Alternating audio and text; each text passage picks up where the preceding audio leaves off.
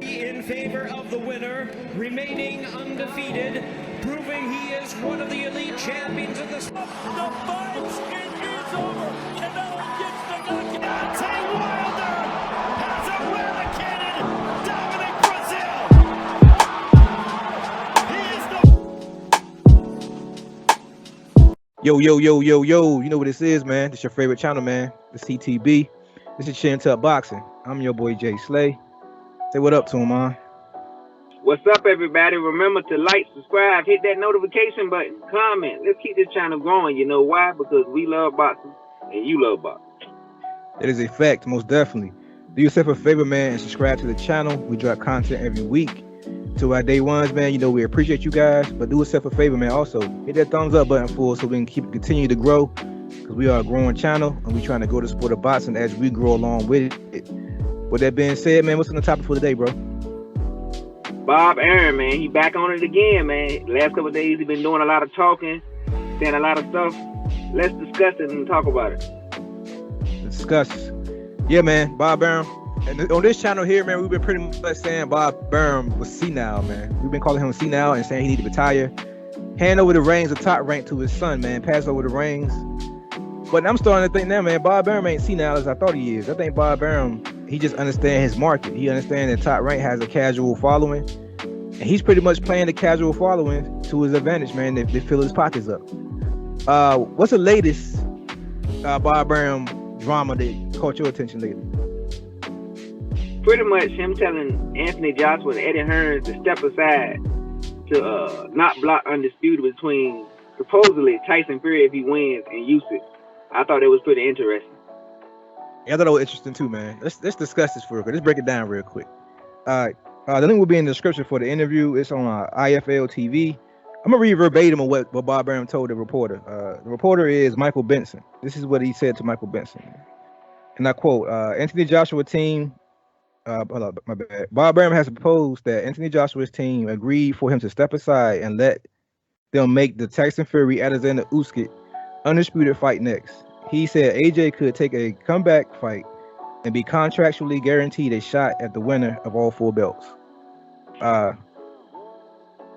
If I'm reading this correctly, it's saying that Anthony Joshua's team has agreed for him to step aside. That's what I'm reading from this article.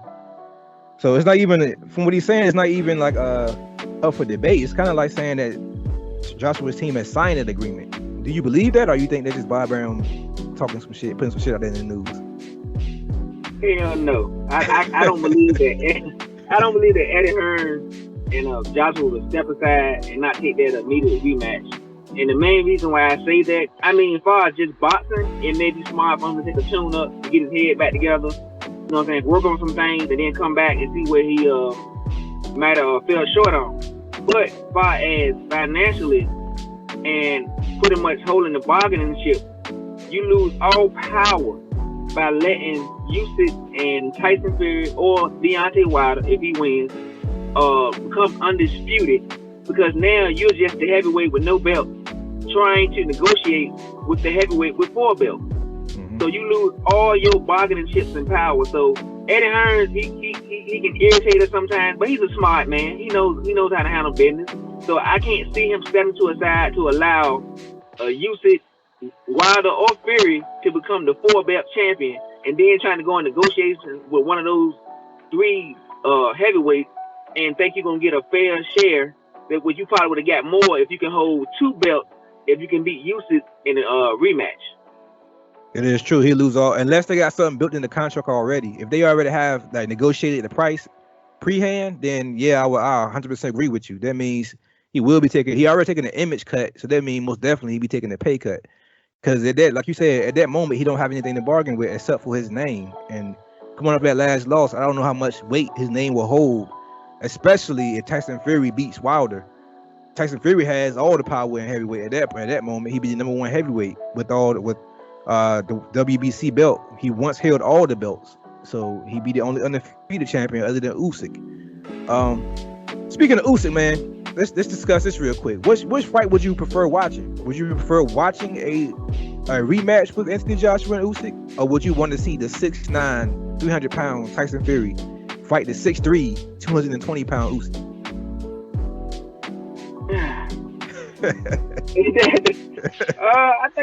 I always believe in giving somebody what they owe.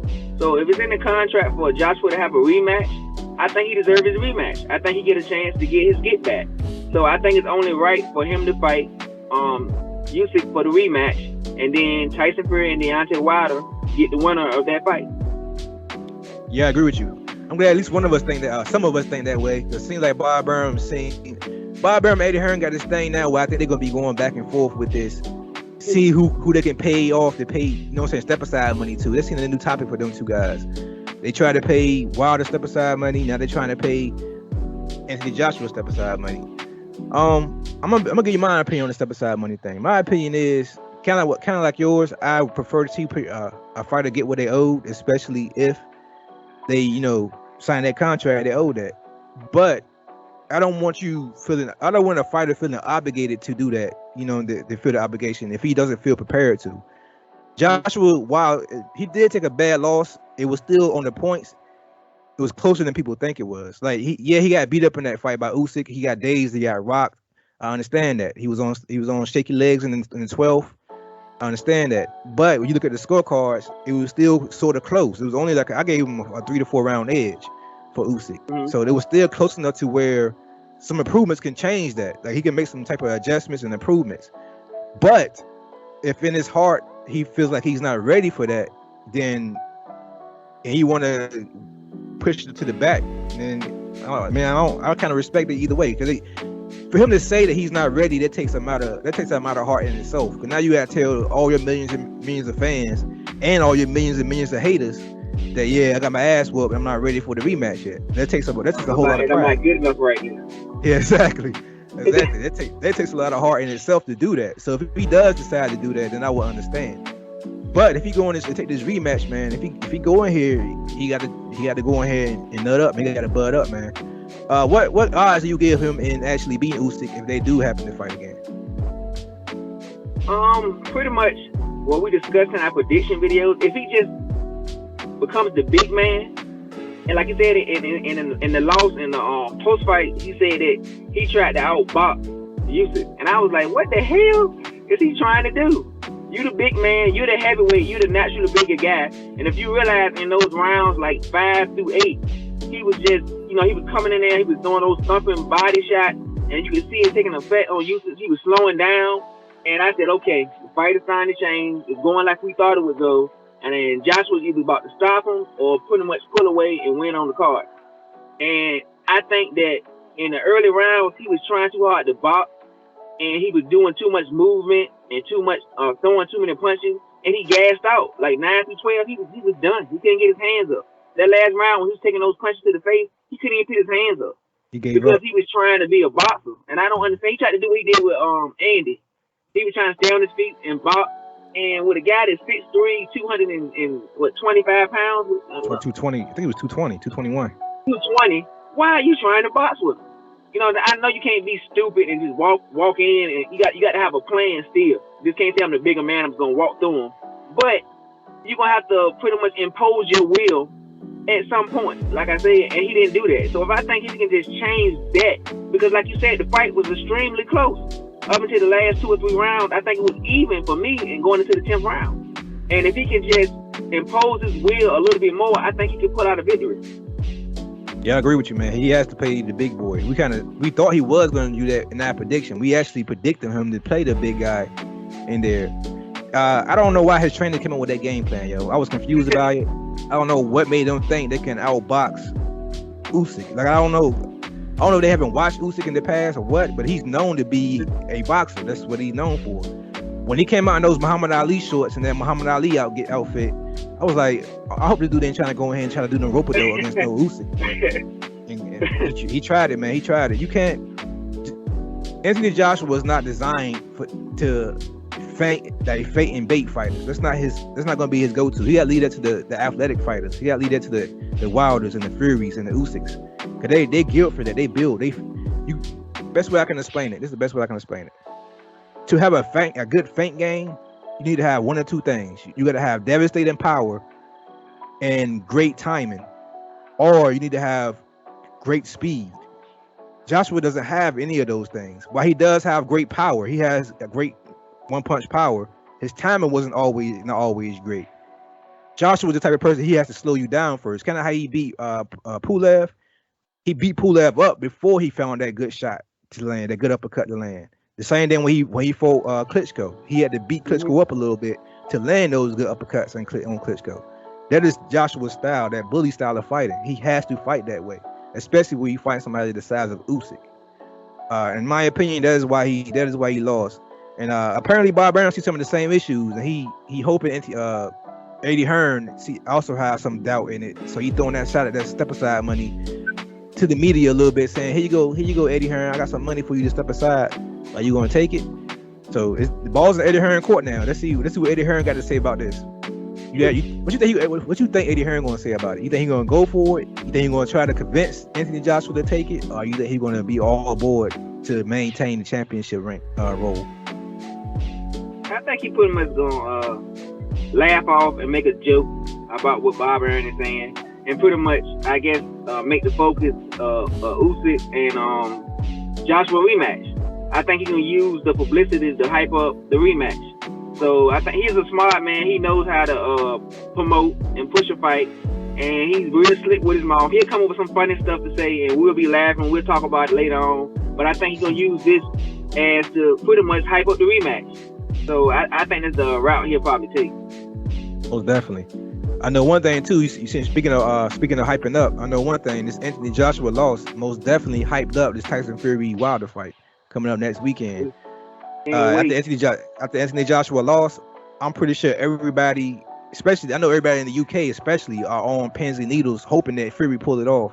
Okay, if not, then they pretty much lost all the belts in one fell swoop. Pretty much in 2 weeks, they pretty much lost every championship belt in 2 weeks to the Ukraine and then back to America. So I know the UK will most definitely be standing by. I know we here in America will be most likely standing by. So this fight has got bigger, man. In my opinion, not too bad for a fight everybody said they didn't want to see. Look how things turned out. You got anything else you want to add to this topic, man? While we talking about Bob, and I mean, he said what he said yesterday. Let's discuss what he talked about also today about Dillian White. Oh yeah, I forgot about that. Yeah. Let's talk about that right quick before we get out of here. Yeah, before we got here, I forgot about that. He also threw Dillian White in it. He pretty much pulling out all of Eddie Hearn's stops with this. Everything Eddie Hearn tried to do, he pretty much pulled out all the stops. He's now saying that in the UK, Tyson Fury and Dillian White will be a massive fight in the UK. So I got two questions for you. Do you feel in the UK there's a massive fight? And do you think he has to win this week, next weekend against Wilder for it to be a massive fight, or do you think it will be a massive fight regardless? I don't think it'll be a massive fight. I think it'll be a good fight. I think in the UK it will be somewhat big, but I think outside the UK nobody will give a damn about the fight. So I think over there, I say over there, yeah, because they think highly of Dillian White. I don't know why. But over there, they think he's a top 3, top 4 heavyweight. They've been trying to throw him on Wilder like he's this world beater. But it's like they just got knocked out by a 50-year-old man.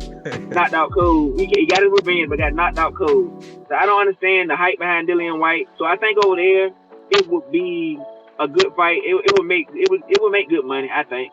But outside of the UK, I think nobody would give a damn about that fight. Yeah, I agree with you. I honestly think now they are probably the two biggest names in the UK right now. If Joshua's image take a big hit, like I think it will, especially if he decides to take step aside money, I know he's gonna take a massive hit if he decides to do that. You got to be honest, man. Other than Joe Joyce, maybe, you have to honestly look at them as being the biggest name in the UK. You would have to put Dillian White up there, and Tyson Fury. He's gonna be up there until he get knocked out this weekend. But he still, even after getting knocked out. I still think a good UK level fight would be him and Dillian White, in my opinion. Would Top Rank make him any money off of it? I don't think so. I think Frank Warren has something to say about that. I think that's Frank Warren's market, and he'll put Bob in his place and tell Bob that, yo, you do the American shit, and I do this UK shit over here. So I think it's, like I said, I think it's just Bob Arum that's throwing shit in the news, just trying to keep Tyson Fury's name relevant, just in case he lose or win, trying to keep options out there open. And I'm gonna say this too. Only reason why he's doing this, the only reason why Bob Arum is doing this, you gotta remember Bob is for Bob. Bob ain't for Tyson Fury. Only reason why Bob is throwing these options out here because Tyson Fury is rumored to be in the red with Bob Arum. He owes Bob Arum a lot of money. So only reason why Bob Arum are throwing these names out there is because he wants his money back. That's all. That's the only reason. It ain't because he cared for Tyson Fury. It ain't because he cared for Tyson Fury's career. He don't even care for AJ's career. He just he trying to get his money back as quickly as possible. And since AJ might be tied up, he trying his best to pull some shit together. Because pretty much Eddie Hearn dropped the ball and Bob dropped the ball. AJ wasn't supposed to lose that fight this weekend. He dropped a whole lot of money on that table. So now Bob Arum is like, shit, what am I do now? But you got anything else you want to add to this topic, man? No, I think we covered it all for right now. Yeah, for right now, man. It's a never-ending saga. Hopefully, October 9th will put an end to some of this saga, man. We can just ignore half of this bullshit and get it behind us. But with all this being said, man, it's your favorite channel, man. It's CTB. This is Chin Tuck Boxing. I'm your boy, Jay Slay. So what up to him, man? All right, everybody, like, subscribe, hit that notification button, comment, please. You know why? Because we love boxing and you love boxing. But most of all, God, peace, and love, and we out of here.